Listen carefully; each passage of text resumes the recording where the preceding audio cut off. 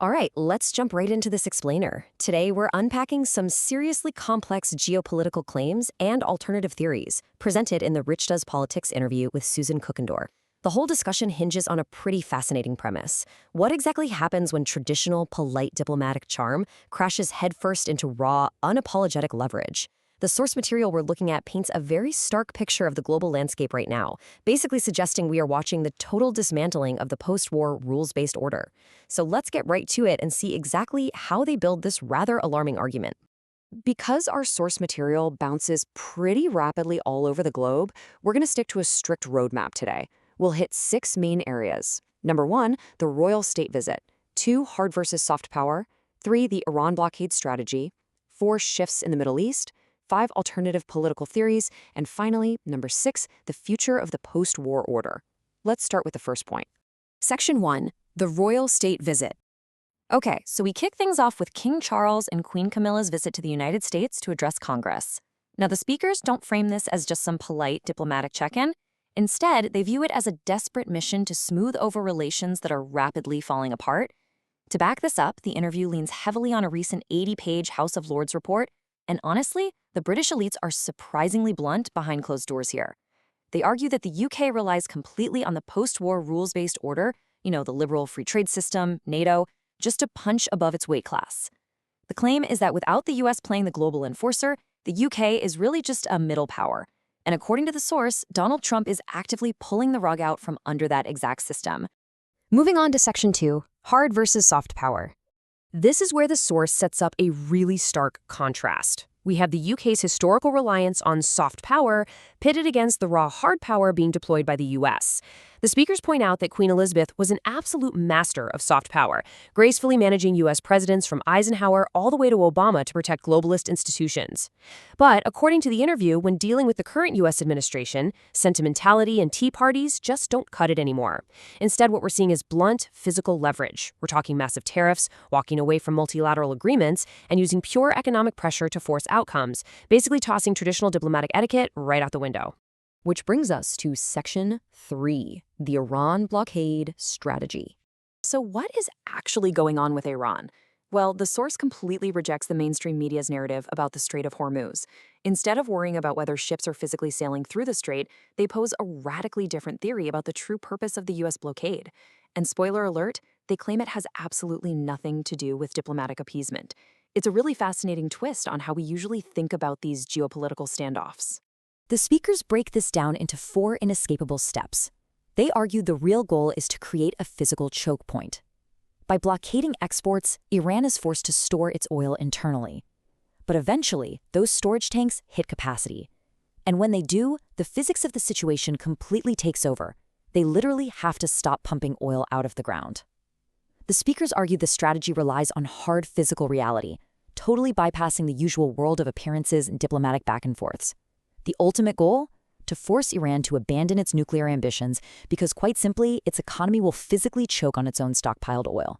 And to put this into perspective, they highlight a literal ticking clock, an imminent deadline around May 2nd where Iran's storage allegedly hits absolute maximum capacity. If these older Iranian facilities are forced to shut down because there's simply nowhere left to put the oil, the wells themselves could be permanently ruined.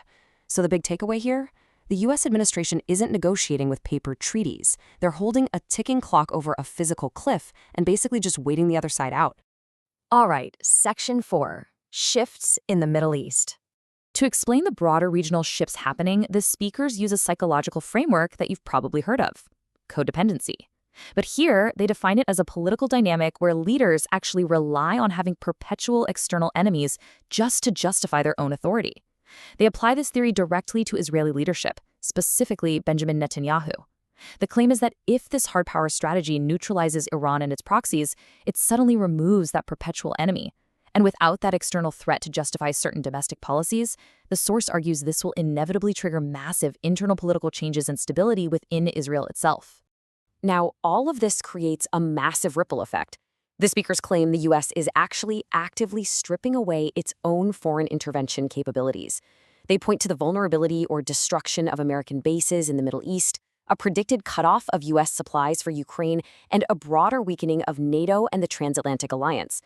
The whole narrative they're building here is of a United States that is deliberately dismantling its own imperial footprint to turn its focus entirely inward.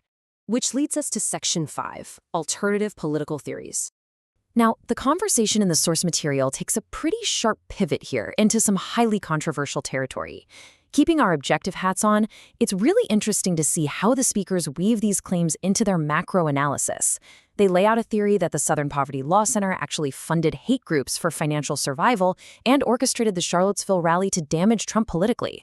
They also bring up allegations of illegal uranium deals by Hillary Clinton to Iran, and they aggressively question King Charles's moral standing by pointing to historical ties between the royal family and figures like Jimmy Savile. Ultimately, the speakers use these extreme claims to argue that the old establishment is fundamentally corrupt, which they say justifies the aggressive dismantling of those traditional power structures. Finally, Section 6, the post-war order's future. So, returning to the big picture, what does all of this mean for global alliances? The speakers theorize that King Charles's sentimental speech to Congress wasn't just diplomacy. It was actually a covert probing mission. They note that the U.S. administration reportedly cut off Five Eyes intelligence sharing regarding operations in Iran and Venezuela. Since the UK is allegedly being kept in the dark, the argument is that this state visit was really just an excuse for the British entourage to quietly gather intelligence and figure out where they actually stand in this new world order. Going back to that 80-page House of Lords report, they argue the British elites are practically scrambling to recalibrate. While their stance on Russia is locked in as a clear enemy, their view on China is incredibly nuanced. The source claims Britain is trying to figure out how to leverage China as a counterbalance to a newly isolationist U.S. But, and the speakers are pretty wry about this, countries like China and India haven't exactly forgotten the Opium Wars or the days of colonial rule. So Britain's desperate attempt to pivot is going to be incredibly difficult. Which brings the speakers to this crucial realization, perfectly summed up by political commentator Tom Luongo. They're waiting Trump out. According to the source, the international establishment knows they cannot directly beat this overwhelming deployment of hard power. So their only remaining strategy? Just try to survive the current disruption. They are simply holding on, hoping to hit the reset button on the post-war order whenever the political winds finally change. Ultimately, this explainer leaves us right at the heart of the exact geopolitical tension the interview circles around.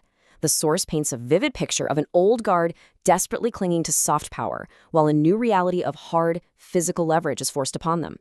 It invites all of us to look past the political theater, past the royal dinners and the polite press conferences, and really question the foundation of global power.